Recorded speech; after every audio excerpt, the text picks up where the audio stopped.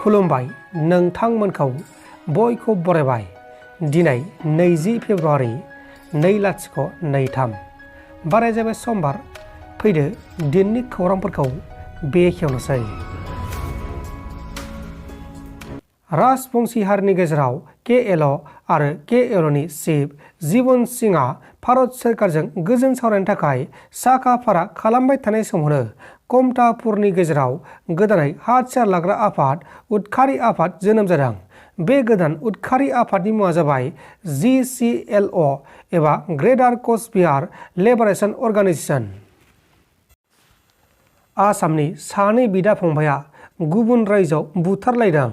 आसामनि नगाव जिल्लानि सिङाव थानाय दरसे गामिनि सासे 30 बोसोर बैसोनि सुबुङा जौ लोंनानै जौनि निसायाव गावनि बिदाजों नांलाय खमलाय खालामनानै गावनि बिदाखौनो हायद्राबादाव बुथारदों। गावनि बिदाखौ बुथारग्रा दायनिगिरिनि मुङा जाबाय अंकित बरा। उनाव जाथायखौ खौरां मोननानै अंकित बराखौ पुलिसआ एरेस्ट खालामनाय जादों आरो बुथारजानाय बिदानि मुङा जाबाय रनजित बरा 32 बोसोर बैसोनि। अंकित बराया रनजित बराखौ गोबौआथारजों दांख्लाब सुख्लाब खालामनानै बे जाथायखौ खालामदों आरो बिसोर सानैबो हायद्राबादनि गंसे कम्पानियाव सिकिउरिटि गार्डनि खामानि मावगासिनो दंमोन। बड'लेण्ड मुलुगसोलोंसालियाव खुंफुंजानो गोनां बड'लेण्ड इन्टारनेशनेल नलेज फेस्टिभेलाव बलिउडनि मुंदांखा फावखुंगुर बिबेक आनन्द अब्रय बिथाङा फैगोन आरो बिथाङा बे बाथ्राखौ गावनो बुंदों। बिटिआरनि गुबुन गुबुन जिल्लाफोराव हाथियार देखायनानै रां लुथिनाय सिखाव खालामनाय बायदि बायदि खामानिया सोलिबाय थानाय समावनो चिरां डिस्ट्रिक्टनि रुनिकाटा पुलिस बाजारनि सिङाव थानाय खुंग्रिं ओनसोलाव मोनाबिलिनि 7:30 रिंगासो समाव माखासे सिनाय मोनि दुथां सुबुंफोरा गय फालांगिरि कन्नि बसुमतारीनिफ्राय हाथियार देखायनानै नोगोद 900 रांखौ सिख'ना लांदों। মই মানে খুংগ্ৰিঙত এনে তামোল কিনিছিলোঁ। এইটোৱে মানে ভাইটিক মানে পাৰ্লাৰ ল'ব হেৰি কি কয় কম্পিউটাৰ কাটা আনিব দিছিলোঁ এটা ঘৰৰ পৰা আৰু কি এইটো সময়তে মানে এনে গুডলা এৰাউণ্ড 7:20 মান টাইমত এইটো সময় মানে ৰাস্তাৰ মাজত মানে 5-4জন মান দুৰ্বৃত্তীয়ে মানে ভাইটিক মানে এটেক কৰি পেলাই এনে অলপমান টকা আছিল এইটো লৈ গৈছে আৰু কি এইটোৱে। मोनसे दुखुनांथाव खौरां सफैदों। बाक्सा डिस्ट्रिक्टनिफ्राय क'क्राझारनि पुलिस बिफाना नखरसेनि बिदा फंबाय साथामखौ एरेस्ट खालामदों। नखरनि मानसिफोरा बुंनाय बायदिब्ला बिनानावनि थाखायनो बिसोर साथाम बिदा फंबायखौ एरेस्ट खालामदों। नखरनि मानसिफोरा मा बुंखो बेखौ खोनासंदो।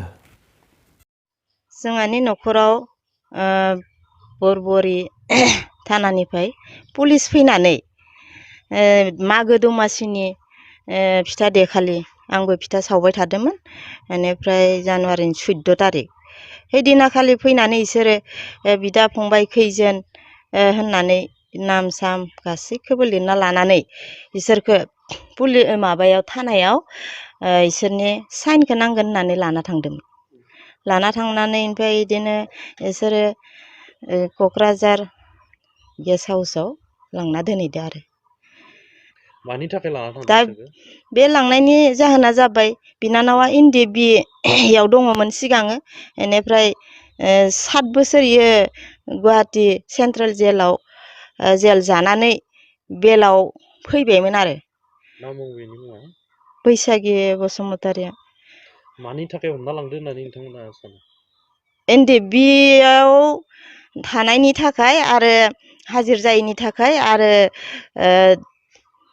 माबा बे हाजिर जायैनि थाखायनो लांना दोनहैनाय जादों होननानै जोंथ' बेखौनो लुबैयो सरकारा दग मावि मानसिखौ मोजां मोजां हगार हरोबा जों बेखौनो हास्थायो।